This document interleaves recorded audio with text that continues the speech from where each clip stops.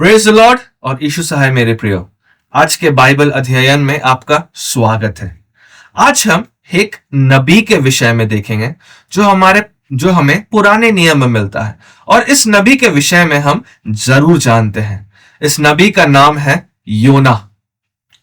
योना के विषय में जैसे ही बात उठती है हमारे दिमाग में उस महामच्छ का दृश्य आता है जिसके पेट में वो 3 दिन और 3 रात समय बिताता है और फिर वो मच्छ उसे एक टापू पर उगल देता है।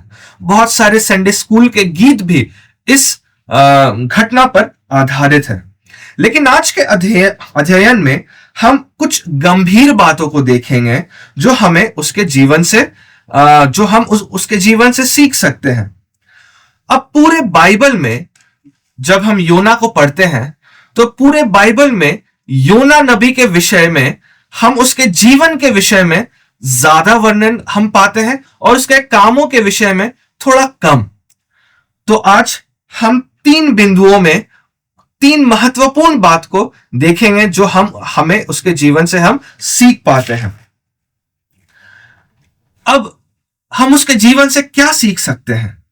वो एक नबी था और निश्चय ही वो परमेश्वर से बहुत प्रेम करता था और वो परमेश्वर के कार्यों को बहुत अच्छी तरह जानता भी था और समझता भी था।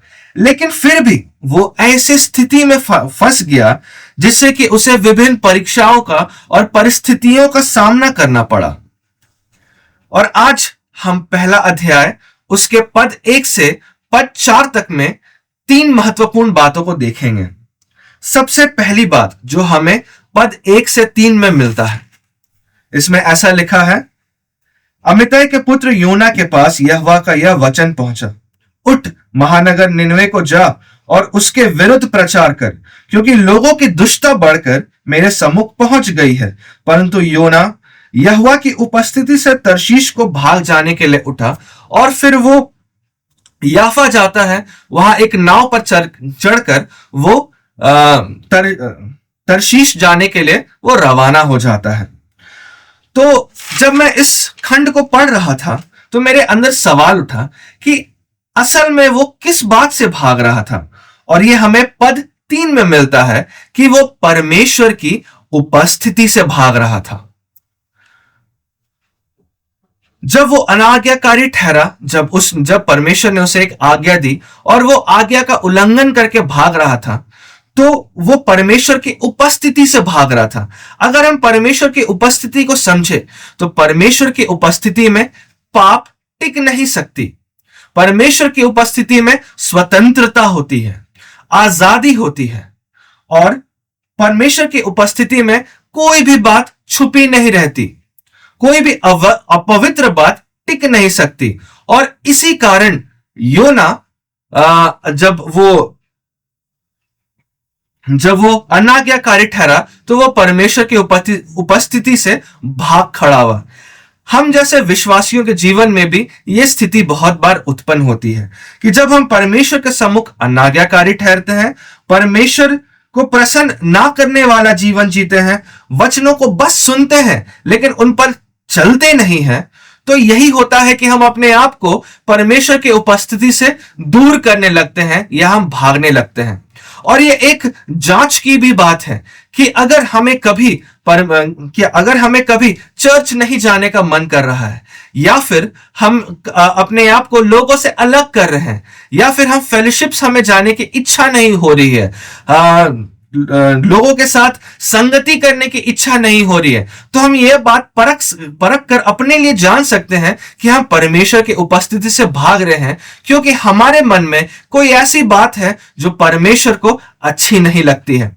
और ये हम विश्वासियों के लिए एक बहुत महत्वपूर्ण बात है और हम इस बात से अपने आप को जरूर परखें कि कब हमें ऐसा मन करता है कि हम परमेश्वर की उपस्थिति से भागे, और जरूर जांच करें कि कौन सी ऐसी बात है जिसके कारण हम परमेश्वर से दूर होते जा रहे हैं।